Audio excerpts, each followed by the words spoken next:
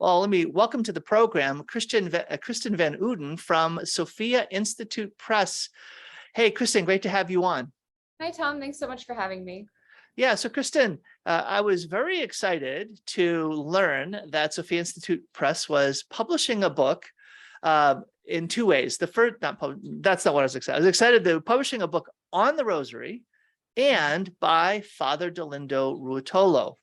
And I find that, and I want to get into both of these things about you, but Father Ruotolo has a very interesting marketing team in heaven, because he lived his whole life somewhat unknown to people around the world.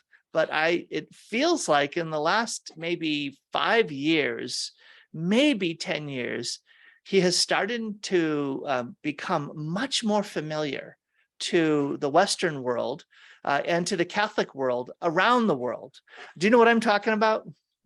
Yes, definitely. I'm glad that you've heard of him. It's always kind of sometimes about half and half about whether people have heard of him or not. And I think that is in large part due to the fact that he has since been declared a servant of God. So his cause for canonization has been officially opened. And he was one of those individuals in the 20th century who just flew under the radar. He was, of course, very contemplative and very devoted to the Rosary. And so he was also considered a victim soul. So much of his suffering and work for the church was in private and behind closed doors. He was a contemporary of St. Padre Pio, and Padre Pio actually called Father Dolindo a living saint. So some words of high praise from the marketing team, as you say.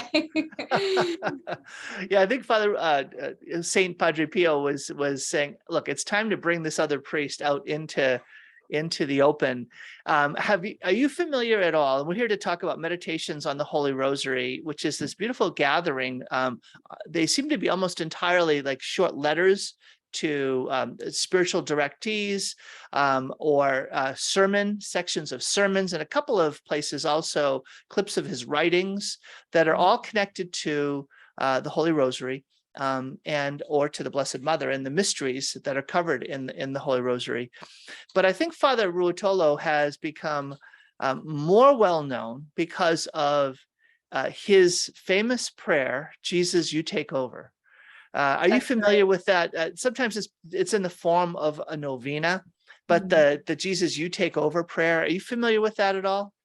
I am, yeah. The Surrender Novena has been one of my favorites, and it's actually been one of our most popular articles on Catholic Exchange, where I'm editor, is just you say that on each beat of the Rosary, "Jesus, you take over," and it's a practice of handing over your will to God, and as the title suggests, surrendering your will to God. So it's really something that's quite a comfort in any challenge in life, is just realizing that it is okay to give up, so to speak, in that you're giving up your will to God and you're handing over that power to him where it rightly belongs. And that's the only way that you can truly act with free will, as if you to do the good, is the freedom to choose the good. So by entrusting yourself to God in that way, and especially by connecting that to the Rosary, I think was such a great contribution of Don Dolindo.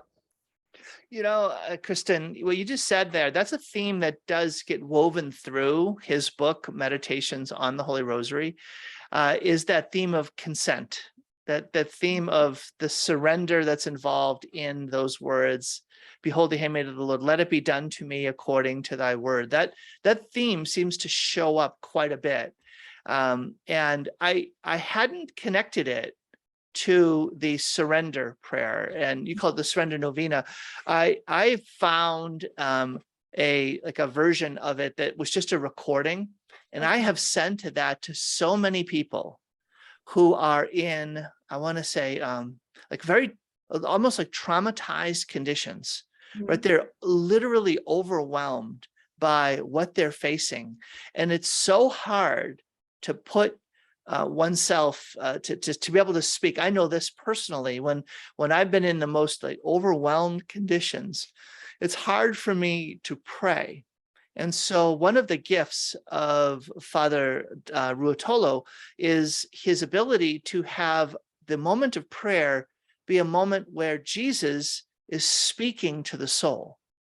And so that when Jesus is speaking in that surrender prayer and that surrender novena, he is calling us to, like, he's kind of putting into us the words that we can then speak back to him. Jesus, I surrender myself to you. Take care of everything. It's very powerful, because it's like you're getting carried along in prayer. Does that make sense to you? Definitely. And I like how you emphasize this conversational aspect of prayer, because that's something that Father Dolindo emphasizes throughout the book, where in each of the meditations on the mysteries, for each of the sets of mysteries, he actually organizes it as a conversation between Jesus and the soul. So Jesus will speak directly to the soul. This is how Father Dolindo writes it. And then there's actually a response that the person who is praying can say, either out loud or just in their heart, or just meditate and reflect on, where it's really anchoring in the soul the fact that you do have participation in this. It's internal. It's the true meaning of participation, is an orienting of your will and intellect towards God, but really forcing you to think of your prayer, your supplication to God, as a two-way conversation where you are becoming completely open to receiving what messages and what will God has for you. And also you're constantly reminding yourself and constantly making that statement, that act of the will, that you are surrendering to God throughout this entire act of the prayer. Mm-hmm. Kristen, I love what you said there. And in some ways, what you're doing in this interview with me is just kind of exemplifying how Father Dolindo Ruotolo writes in the book. What I mean is, you speak on behalf of the author, because the author isn't there to speak. I had to admit, I'm like, Meditations on the Holy Rosary by Father Ruotolo. Maybe I get to interview him. And I'm like, no, Right. he's No not such quite luck. available right now. But so you're a stand-in. Now, how does that feel to stand in for Father Ruotolo and to bring out into the open the riches of this book, Meditations on the Holy Rosary? What's that like as a job? Yeah, thank you. It's such a great privilege. I am our media spokesperson for all of our dead authors. So it's a tremendous privilege and responsibility, I think. So we're lucky to reprint quite a lot from the church's treasury of classic books. So a lot of preconciliar reprints. This one originally, even though Don Dolindo died before this, it was published in the 1990s as a compendium of his writings. And we also have a few foreign authors who give us the rights to do their promotions here in America. And so, yeah, these are messages that need to be heard. I find that the classic reprints are often, to me, the most compelling, because they do not mince words. These priests from 50, 60 years ago and beyond, we even had, I think our oldest reprint so far is from St. Robert Bellarmine, a doctor of the church. So these are important works that are timeless and that have fed the faith of millions of Catholics, generations of Catholics before us. And so to be able to bring them to a new audience is such a tremendous gift. And I'm really grateful to be able to read Catholic books, which I'm going to be doing anyway for a living. So it's a dream job that has really inflated my library at home. And I have stacks of books even in my car at this point, but these are good problems to have. Kristen, you get paid to read awesome Catholic books. What a gift. That's pretty cool. Yep. I got the wrong job. I want your job. So that is wonderful. There you go. You're on the way. I'm on the way. I'm getting there. Kristen, again, I'm talking with Kristen Van Uden, and she's with Sophia Institute Press. And you highlighted the fact that that's really the heart of the mission of Sophia Institute Press. Like, when I think about the call that we have as Catholic Christian disciples of Jesus, one of the essential elements is tradition. And a way of understanding tradition is to hand over to others that which we have received. St. Paul, 1 Corinthians 15, 1-3, talks about that I, first of all, my brothers, have handed on to you what I myself received. And it was the gospel, right? There was the essence of the gospel message. And in some ways, I think that we've lost sight of that. We live in a time today that focuses quite a bit on the future, right? The answers lie in the future. They're just around the next corner. Once we get the next technological, scientific discovery. We're going to get the breakthrough we need, and that's going to give us the answer to today's problem. And I think we miss something very important if we lose sight of the Catholic principle of tradition, that, you know what, the answer may not be in the future, it may be in the past. And if we can recover, if we can welcome, if we can appropriate that which has been presented, to us in our tradition, there might be a richness there that is surprising and frankly life-changing, that is transformative. And so I love the mission of Sophia Institute Press, which in some ways is embodying or expressing the Catholic principle of tradition. Let's go back into the riches. Let's bring them out into the open, and let's present them in a fresh way for an audience that probably hasn't had that the gift of that encounter before. Exactly. That's very well put. And I'm reminded of that Gustav Mahler quote that tradition is not the worship of ashes, but the preservation of fire. And that's exactly what it is. The church does not move. The world moves. The church stays the same. The cross is the fulcrum about which the world turns. And this is how you know it's true, because truth is objective. And despite the world changing and various heresies coming and going and the zeitgeist of the time being more or less sinful, we know the devil is the prince of this world, and that the church is the bark of Peter and the only antidote. Jesus said, "I am the way, the truth, and the life." And so it is very just psychologically calming to know that the truth is always the truth, no matter where you go in the world. The Mass, the truth of the church, truly universal, not only in terms of being everywhere throughout the world, but also in principle universal as whole and inviolate. So the meaning of communion is to participate in the exact same faith as Catholics throughout the world, but also as all of the saints. So this is the unity that we have between the church triumphant in heaven, the church suffering in purgatory, and us, the church militant here on earth. So that's exactly what it is. And when we present these Kristen, books, I'm going to say this. Kristen, sounds like you've had a lot of theology. You don't just, you're talking in a way that shows a real ease of speaking really profound truths. So I want to learn a little bit more about your background here, because they don't just throw anyone into a position to say media spokesman on behalf of these amazing books and authors, and then you come on and you start like speaking forth these really beautiful truths with an ease. I love it. Where did you come from? Thank you so much. Yeah, no pressure, right? Like I got some big shoes. Now how do you respond to that, right? Come on, let's go. Yeah, no, I'm definitely like an amateur in theology, but I was blessed to go to Catholic school my whole life. And then I studied history. And so very much focused upon these principles and big themes, skills of writing, public speaking, etc. And I think my main driver my entire life has been discovering truth at all costs and promoting and then speaking the truth, boiling down very complicated information into something that is digestible and understandable. So my background. Okay, now you said at all costs. Why at all costs? Give me an example of a truth that has cost you something.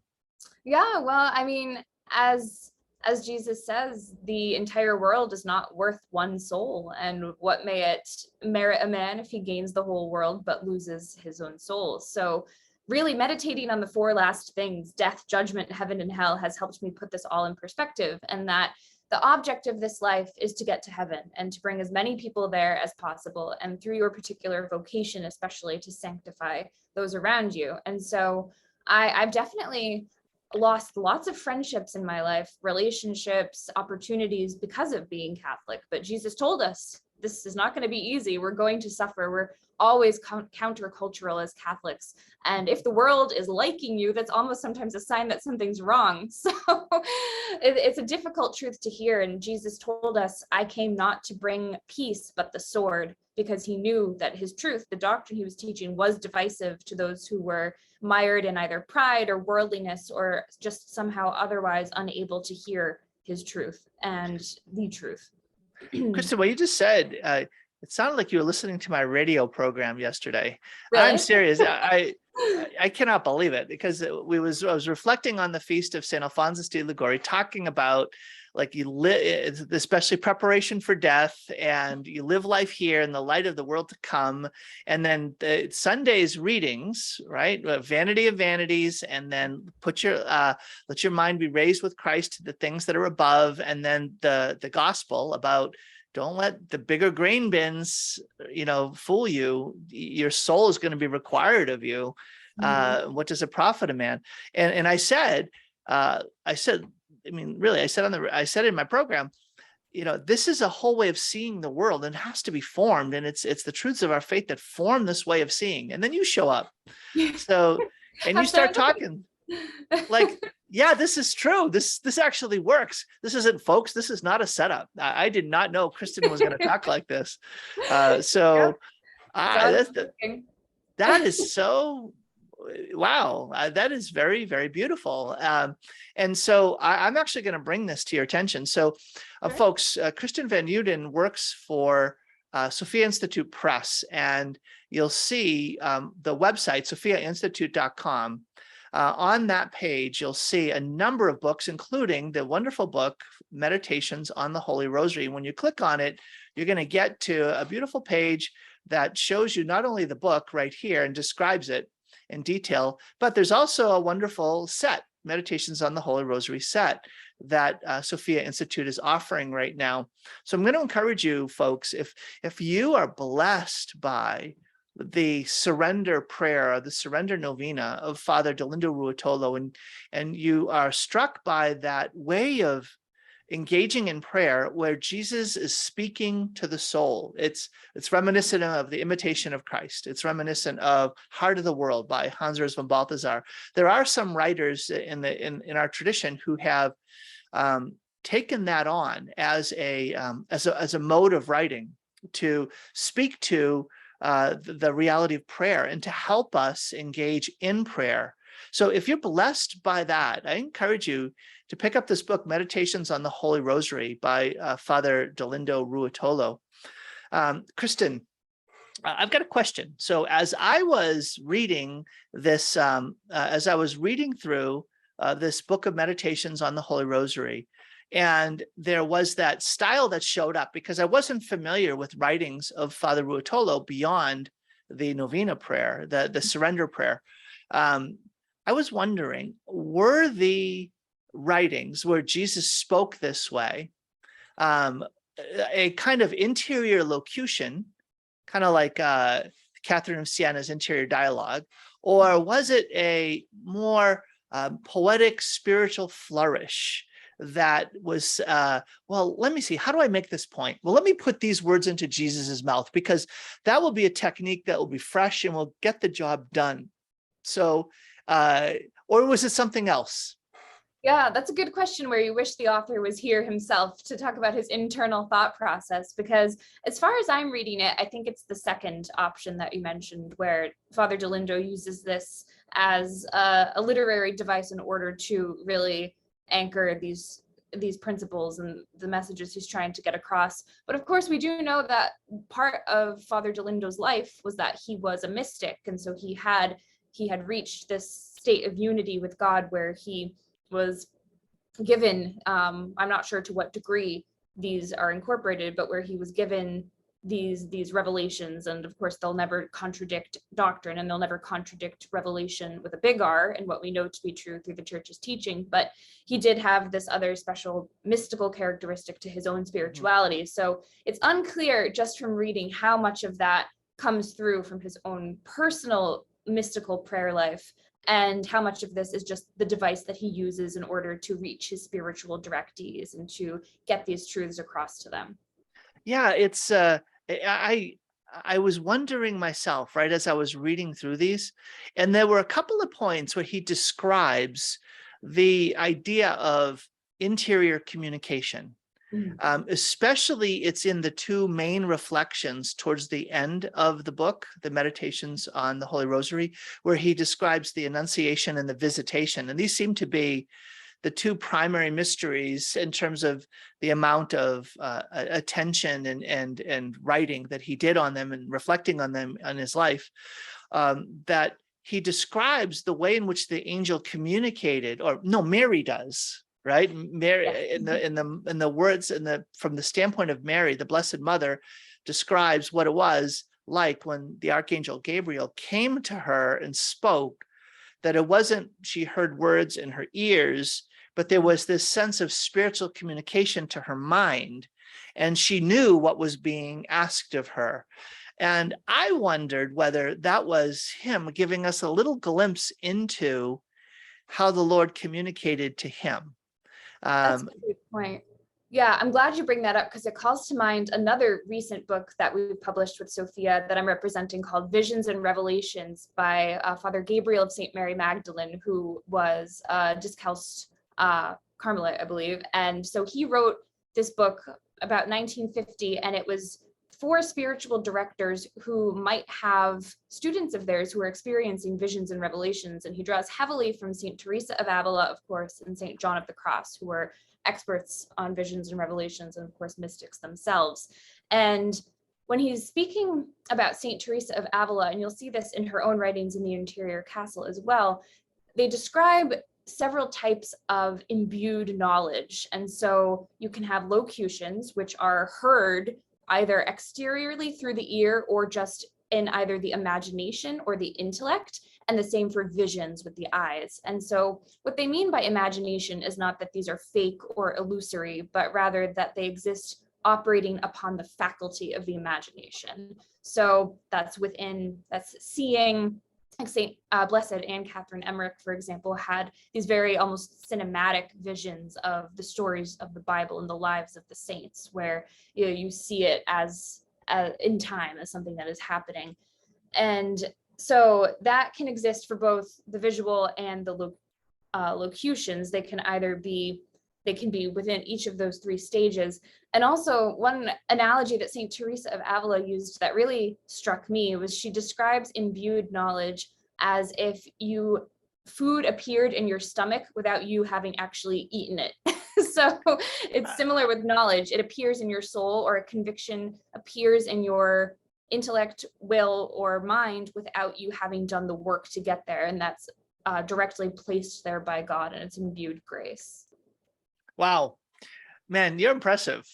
Kristen, man, you're flexing on me now. Okay, you're just kind of bringing up all these other books. Oh yeah, and then Aquinas and this, and then that's Kristen Van Uden, who's with me today on the program, talking about this beautiful book, Meditations on the Holy Rosary by Father Dolindo Ruotolo, famous for his Jesus, You Take Over prayer and surrender novena.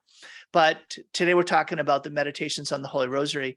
He actually talked about the experience in his meditation on the Visitation at the very beginning. Do you remember where he says at the beginning of that, like, where did my homily come from yesterday? And let's see, how does he say it here? Yeah, he says, I shall write today what I can remember of the sermon I gave yesterday. I go to the pulpit completely empty almost always. I don't even know the subject on which I am supposed to preach. All is fruit of grace for the intimate light I feel when I start talking. All of there it is. That beautiful Lord. Right there, that grace, the intimate light I feel when I start talking. Mm-hmm. There's something that's so trusting in that, right? It's Definitely. Like, I don't know what I'm going to say next, but I know I'm here. I've got that mission to give this homily. And then here it is. And it's trusting that the next word will come, the next sentence will come, the next thought will come, the next idea will come.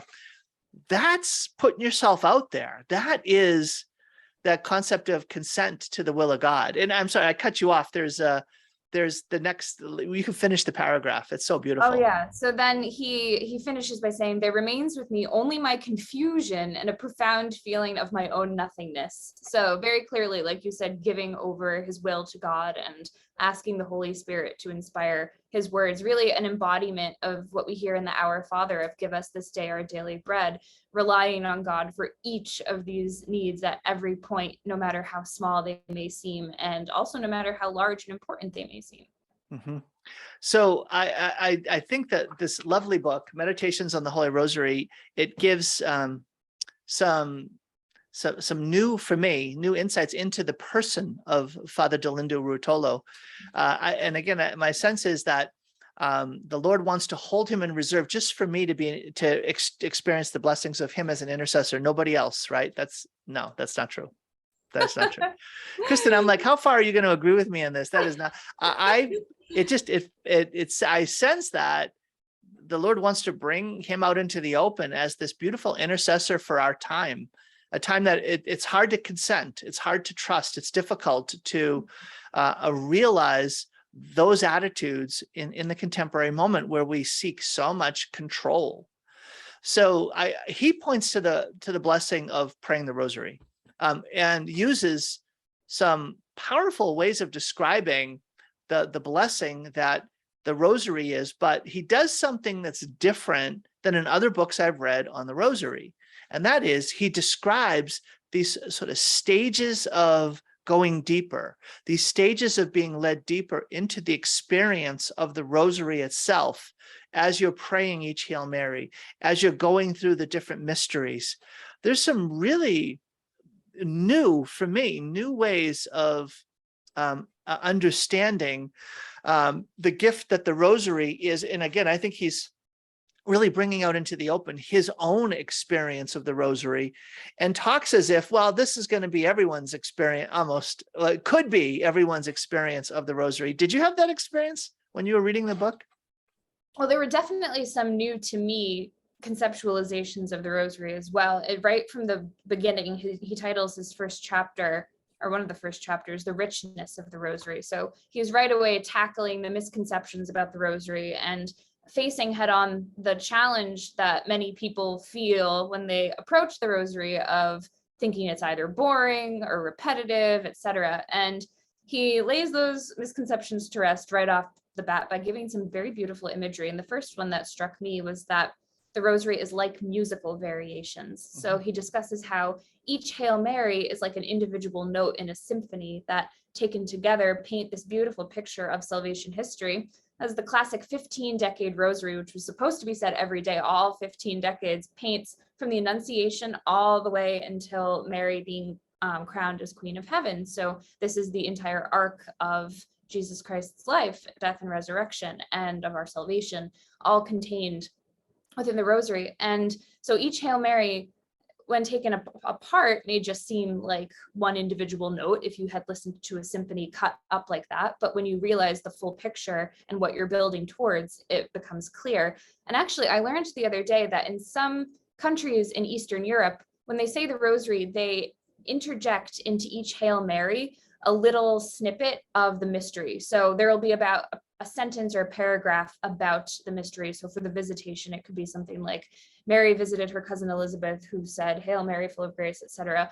And they'll put the first line of that in the first Hail Mary, the next line in the second Hail Mary, and so on, so that by the time you've prayed that decade, you've actually said everything that happened in the mystery. And it's a really interesting way to reify and to make more concrete the meditation on the mystery. Did you just use the word reify? Yeah, it's kind of a pretentious Kristen, word. who are you? Like, Okay, no, you're gonna have to define the word reify. Folks are listening. They're like, what did she just say? Thank you. To take something out of the abstract and to make it real. And yeah, it's kind of like a pretentious word, but it really gets across the meaning that I was going for. So that's great. You'd be a lot of fun at parties, Kristen. I'm telling you, this is good. I've got lots of stories. All right, I have to ask a question. Sure. So, and that is the relationship that you have with the rosary, or the relationship that the rosary has to your own spiritual life. Because we're here talking about this beautiful book, Meditations on the Holy Rosary by Father Dolindo Ruotolo. It's published by Sophia Institute Press. I encourage you to, again, go and check it out for yourself, sophiainstitute.com, and see the other beautiful books they have there. For me, and the reason I ask is that you don't get fasting unless you fast. It's only through the actual experience and the entering into, participating in the reality, that the richness of what is there is made known, right? I would rather experience contrition than to know how to define it, right? The imitation of Christ.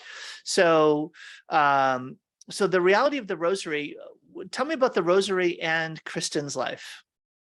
Sure. So the Rosary is responsible for basically what feels like a conversion in my life. So it brought me to the traditional Latin Mass and to discover traditional Catholicism, which has been the past 2 years or so, has really reinvigorated my spiritual life and my understanding of not only the current crisis in the church, but also just my identity as a child of God. So I would say, the greatest interaction I've had with the Rosary is a 54-day Rosary Novena, which I'm constantly saying I would highly recommend those, that I started just randomly over the summer a couple of years ago for just random spiritual direction. And it just happened to end on the Feast of Our Lady of Victory in October. And that's when the spiritual resurgence in my life happened.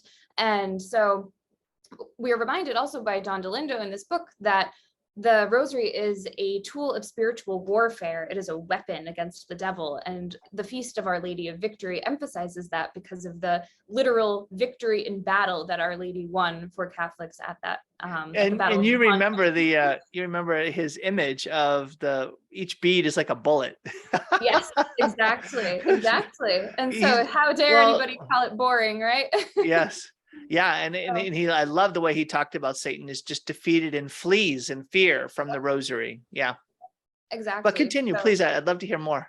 So yeah, I certainly go through my periods of forgetting to pray or falling asleep while praying, but you have to force yourself to do it because the devil will do everything he can to get you to not pray the Rosary because he, as you said, knows how powerful it is. So whether you have to pray it in the car or use a YouTube video with sacred art, which I like doing, or use a book like this to help you to pray it, you don't have to worry about being exactly perfect. You don't have to come to some new breakthrough in meditations on the mysteries every time. The important thing is that you get through the Rosary and that you say it. And I would definitely recommend try to say 15 decades a day if you can. I personally, when I have been able to do that, you see the fruits in your life. And so just say it. There's no need to be a perfectionist about it. And, this is advice I am giving myself too at the moment. So don't worry if you feel that you're not saying it perfectly. If you say it with the correct intent and piety and openness to learn from God about this beautiful devotion and his will for you, then you're fulfilling those requirements.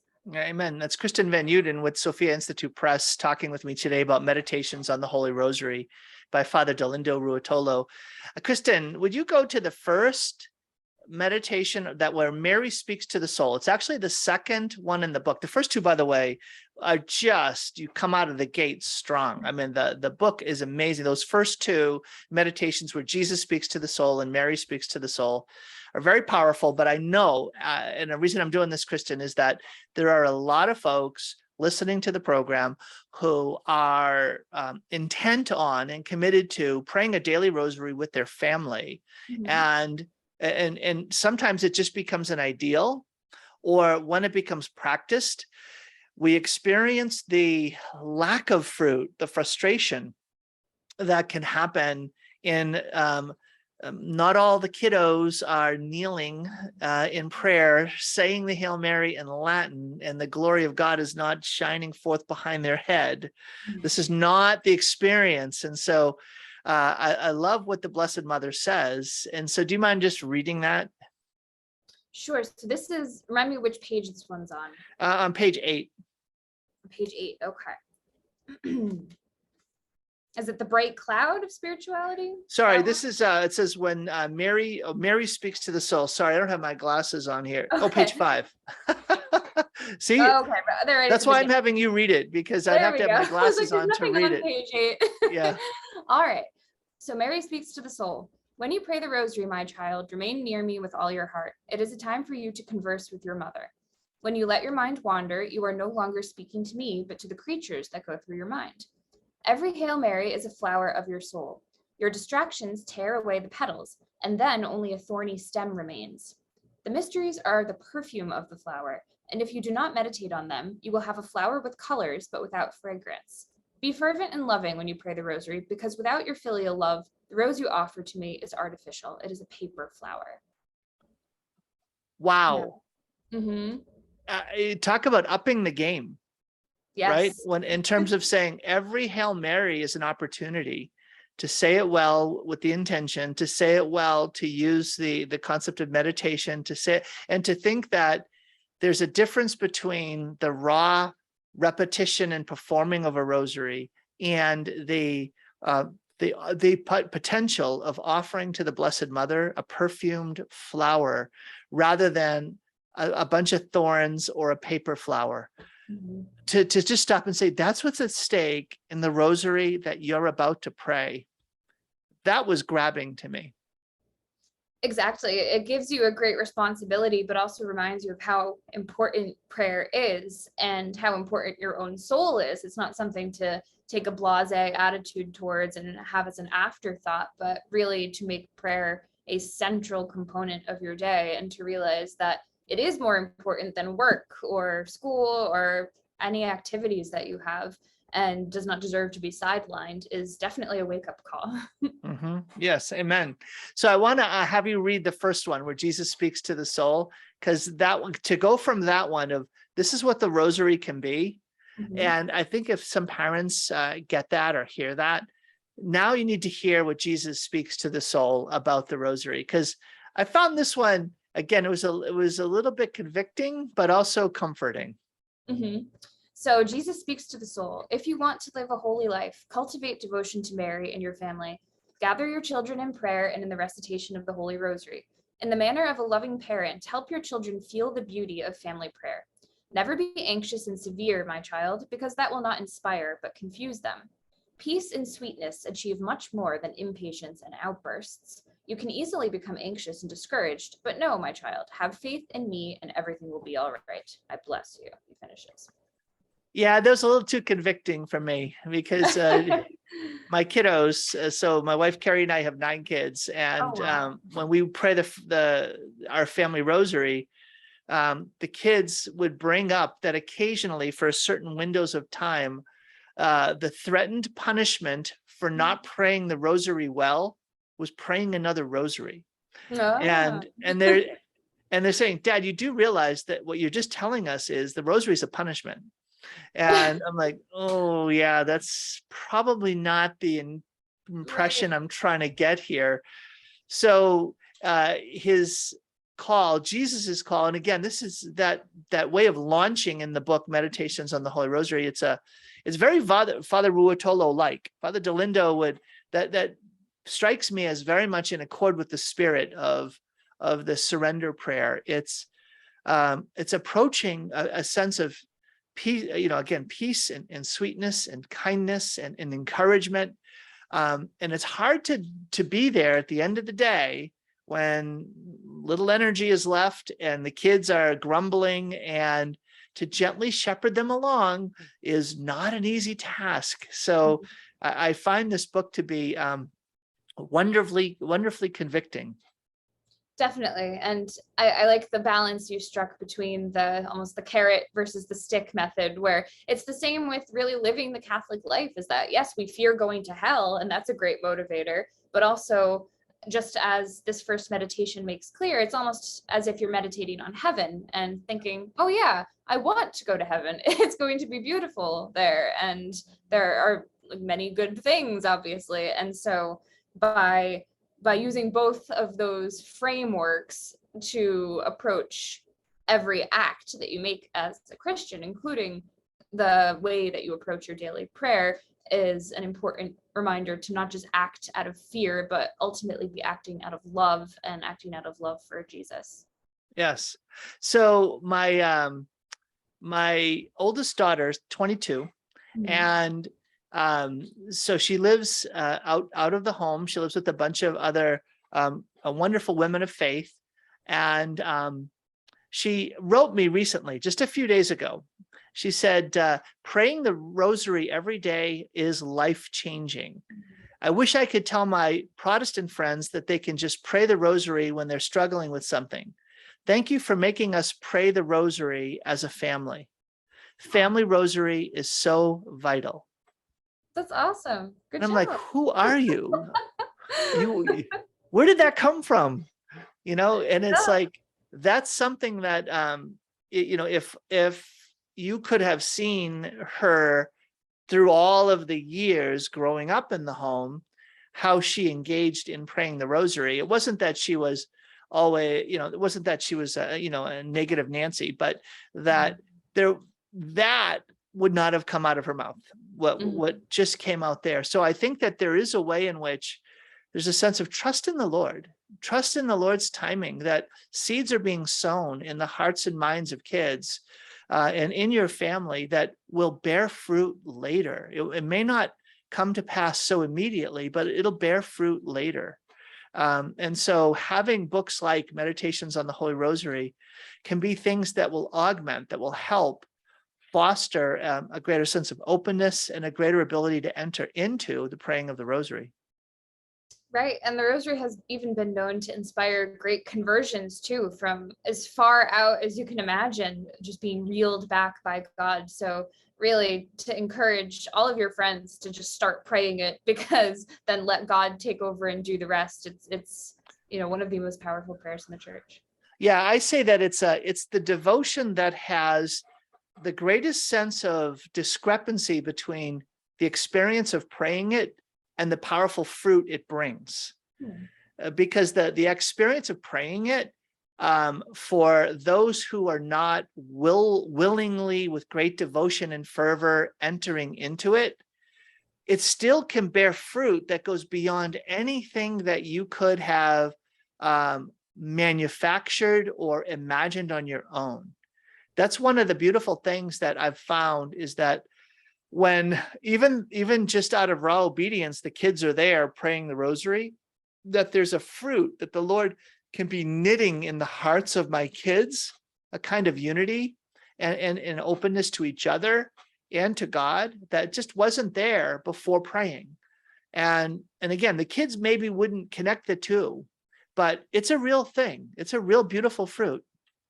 Yeah, that is beautiful. And right, the power of prayer is not in our own feeling or experience of it. It's in God and the graces that he gives to us through that prayer. So even if you're praying and you don't feel good, or you're not, like having these divine experiences, that doesn't matter. It's just you do it anyway, and that's how you demonstrate your faith. And many times in life that feeling will be absent, but you're still gaining the graces because of the acts of the will. So Kristen, I'm going to give you a chance to give us your favorite section of the book, your favorite meditation, your favorite quote. I'm sure there are many, but I'm going to hold you to one. Again, I'm talking with Kristen Van Uden. She's from Sophia Institute Press. She does media interviews like this for authors that Sophia Institute Press covers that are not here. So she is their mouthpiece, and she is absolutely certain that everything she says is a direct coming from the saint or the whole. No, I'm just kidding. That is not what she's claiming, everyone. I do my best. That is not. She's trying to be a faithful representative of the authors that she's representing here today. Father Dolindo Ruotolo's book, Meditations on the Holy Rosary. Okay, I just gave you a lot of time to find your best quote. Yes, so I got one. I'm expecting something good now. So where are we? Because today's Tuesday, so the Sorrowful Mysteries, and the Sorrowful Mysteries are my favorite anyway, I have picked The Agony in the Garden, and this really emphasizes the theme of trust we've been discussing. So Jesus says, "Fulfill the divine will in the suffering of your life, and especially in the agony of your sensitive heart. Do not become disheartened in your life. Keep your eyes on your final destination, which is heaven. Do not grieve, but trust in God and confide entirely in him.